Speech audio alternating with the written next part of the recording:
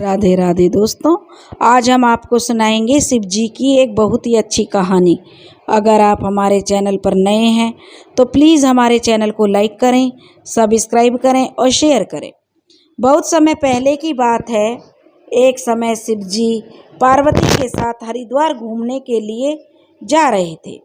पार्वती मैया ने देखा कि सहस्त्रों मनुष्य गंगा में नहा नहा कर हर हर गंगे कहते हुए चले जा रहे हैं, परंतु प्राय सभी दुखी और पाप परायण हुए। तो पार्वती मैया जो बड़े आश्चर्य से शिव जी से पूछने लगी, हे देव, गंगा में इतनी बार स्नान करने पर भी इनके पाप और दुखों का नाश क्यों नहीं हुआ?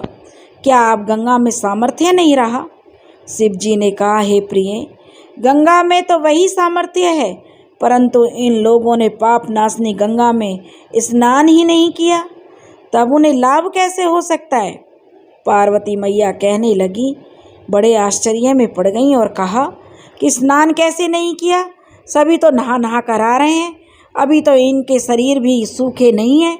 शिव जी ने कहा, देवी, ये केवल जल में डुबकी लगा कर आए हैं, तुम्हें कल इसका रहस्य मैं समझाऊंगा। दूसरे दिन बड़े जोर की बरसात होने लगी, गलियां कीचड़ से भर गईं। एक चौड़े रास्ते में एक गहरा सा खड्डा था, चारों ओर रपटन ही रपटन भरा कीचड़ था। शिव जी ने अपनी लीला से एक वृद्ध का रूप धारण कर लिया और दीनहीन विवश होकर, जैसे कि बहुत बूढ़ा है, उसके बस में कुछ नहीं था, दीन विवश की तरह खड्डे में जाकर के गिर पड़े। जैसे कोई मनुष्य चलता चलता खड्डे में गिर पड़ा हो, निकलने की बहुत चेष्टा करने पर भी निकल नहीं पा रहा हो। पार्वती को उन्होंने पहले ही समझाकर खड्डे के पास बैठा दिया था और कहा, देखो, तुम लोगों को सुना सुना कर यूँ पुकारती रहो कि मेरे वृद्ध पति अचानक खड्डे में गिर गए हैं, कोई पुण्य आत्मा इन्हें निकाल कर इनके प्राण बचाए और मुझे असहाय की सहायता करे। शिव जी ने यह भी समझा दिया कि जब कोई व्यक्ति तुम्हारी सहायता करने आए तो उनसे कह देना कि मेरे पति को वही हाथ लगाए जिसने जिंदगी में कभी भी कोई पाप ना किया हो, वही निकाल, नहीं तो वह भस्म हो जाएगा। तो शिव जी की बात सुनकर पार्वती मैया जो समझ गईं और बैठकर आवाज़ें लगाने लगी। अब वह कहने लगी, कोई मेरे वृद्ध पति को इस खड्डे से बाहर निकाल दो। आने जाने वाले लोगों ने जब उसकी पुकार को सुना तो कुछ लोग तो देखने लगे। सुनाकर शिव जी ने जो उन्हें बताई थी वही कहने लगी। अब गंगा नहाकर लोगों के दल पर दल आ रहे थे।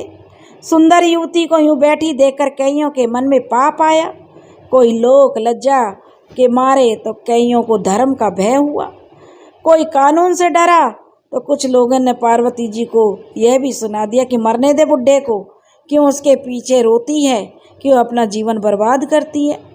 आगे कुछ दयालु और सच्चरित्र पुरुष थे तो उन्होंने करुणावश होकर युवती के पति को निकालना चाहा, परंतु पार्वती के वचन सुनकर वे भी रुक गए।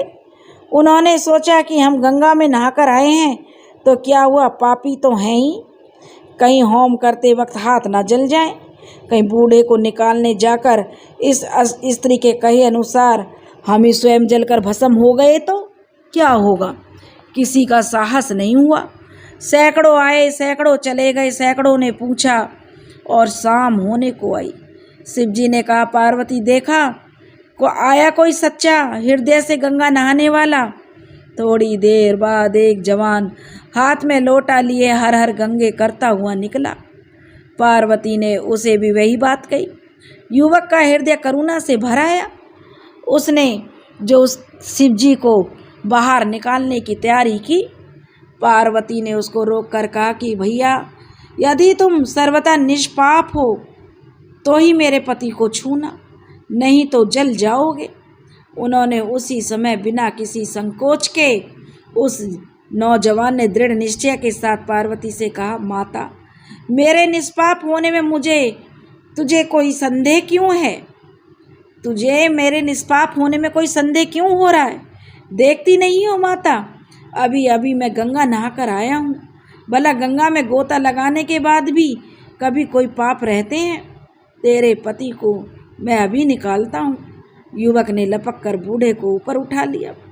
शिव पार्वती ने उसे अधिकारी समझकर अपना असली रूप प्रकट कर दिया कि इतने गंगा नहाने वालों में सिर्फ एक ही सच्चा गंगा नहाने वाला निकला है, और अपने दर्शन देकर उसे कृतार्थ किया।